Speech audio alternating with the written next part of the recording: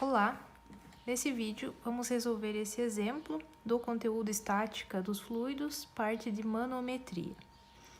Então, nós temos que lembrar da equação manométrica que nós vimos no final do vídeo anterior e temos que lembrar da lei de Stevin, né, que diz que pressão em um fluido em repouso é igual gama vezes H, ou seja, a pressão é igual o peso específico do fluido vezes H.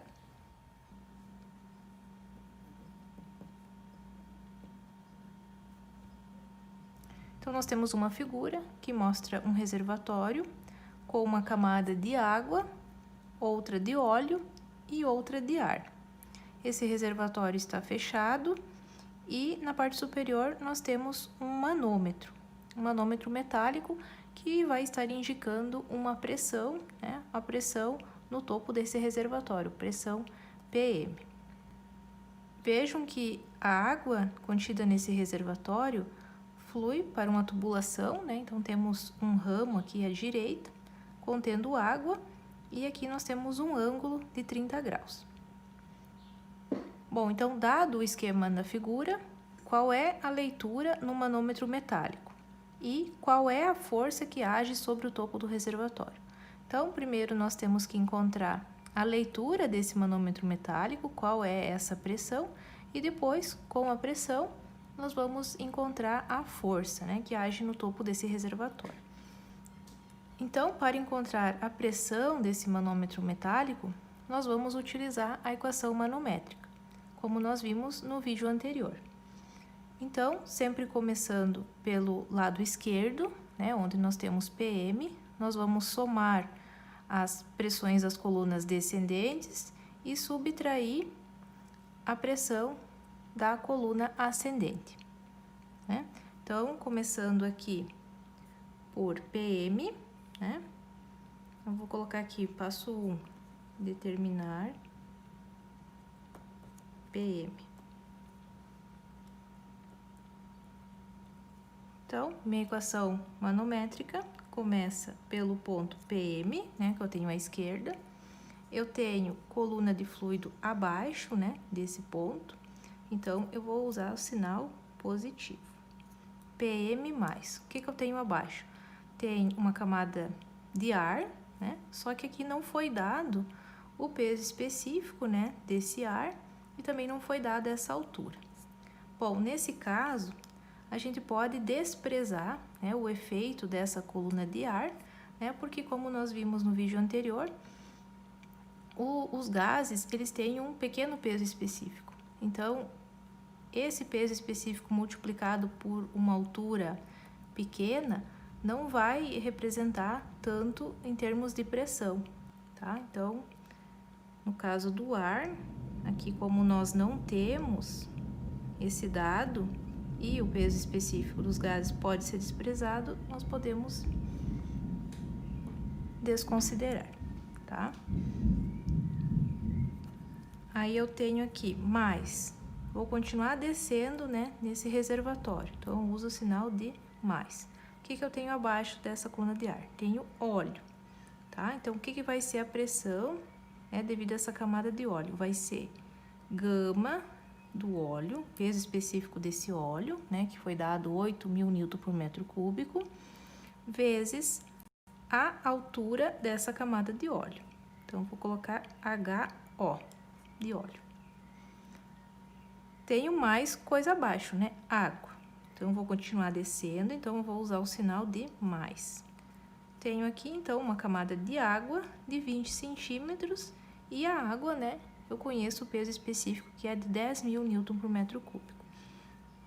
Então, vou colocar aqui gama água vezes H da água, que vai ser esses 20 centímetros, tá? Lembrando que para colocar esses valores de altura na equação manométrica, depois eu tenho que converter tudo para metro, né? Sempre eu tenho que utilizar as unidades do sistema internacional. Então, se aqui foi dado em centímetro, eu tenho que converter para metro, ok? Agora, vejam, cheguei nessa linha, a partir desse ponto, eu vou subir, né? Então, é uma coluna ascendente Então, eu vou ter que subtrair a pressão dessa coluna ascendente. Agora, vejam que eu tenho um ângulo, né? Então, isso aqui está inclinado. Então, como que eu vou encontrar, né, essa coluna, né, que ela tem que estar na vertical, né? Porque lembrem que a pressão não varia com a distância, então não me importa esses 60 centímetros, me importa a diferença de cota, tá? Então, eu vou ter desse lado aqui, gama da água, né? Vezes H, vezes uma altura da água, né, na vertical. O que vai ser essa altura da água aqui na vertical? Então, eu tenho isso aqui, né?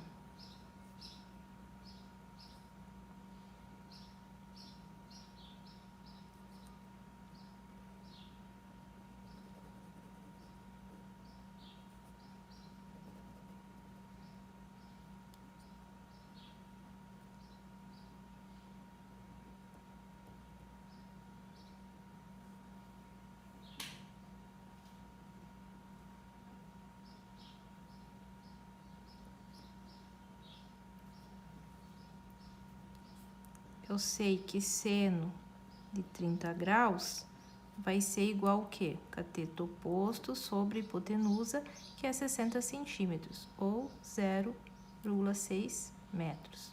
Então, dessa forma, eu consigo encontrar essa altura, tá? Então, é essa altura que eu tenho que utilizar aqui.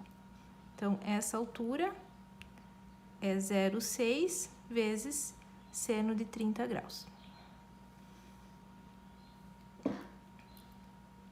Bom, o que mais que eu tenho aqui no lado direito? Tenho pressão atmosférica, tá? Então, eu vou igualar isso aqui a zero, tá? Então, sempre que tiver um manômetro aberto para a atmosfera, né? Uma parte aberta para a atmosfera, eu tenho que igualar a zero, ok? Bom, daqui resulta PM mais gama do óleo vezes H do óleo mais gama da água vezes H da água, menos gama da água, vezes, eu vou chamar isso aqui de L, vezes L vezes seno de 30 graus igual a zero.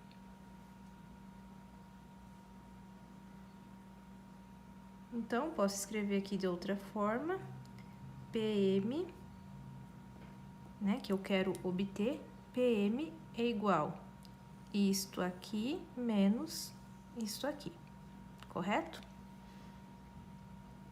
Então, gama da água vezes L vezes seno de 30 graus, menos gama do óleo vezes H do óleo, menos gama da água vezes H da água. Então, PM vai ser igual gama da água, 10.000 Newton por metro cúbico, vezes L, que é 0,6 metros, vezes seno de 30 graus, menos gama do óleo, 8.000 Newton por metro cúbico, né? Vezes essa altura, né, do óleo, que é 10 centímetros, então 0,10 metros, menos, né, essa coluna aqui, gama da água, que é 10.000 Newton por metro cúbico, vezes 0,2, que é essa altura, 0,2 metros, ok? Então, aqui eu vou obter, né,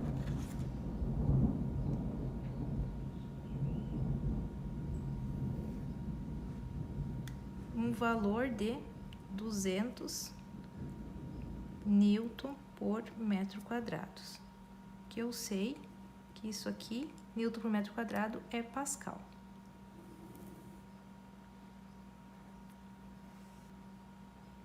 Então, essa é a pressão que que esse manômetro no topo desse reservatório indicará 200 Newton por metro quadrado ou Pascal. Feito isso, eu vou para o exercício 2. Qual é a força que age sobre o topo do reservatório? Bom, nós vimos que pressão é força sobre área, né? Então, nós conhecemos a pressão, a força no topo desse reservatório vai ser igual à pressão, que nós já calculamos no item anterior, vezes a área do topo que foi dada, que é 10 metros quadrados. Tá? Então, basta multiplicar essa pressão de 200 Nm por metro quadrado por 10 metros quadrados. Então, daqui resulta uma força de 2.000 Newton.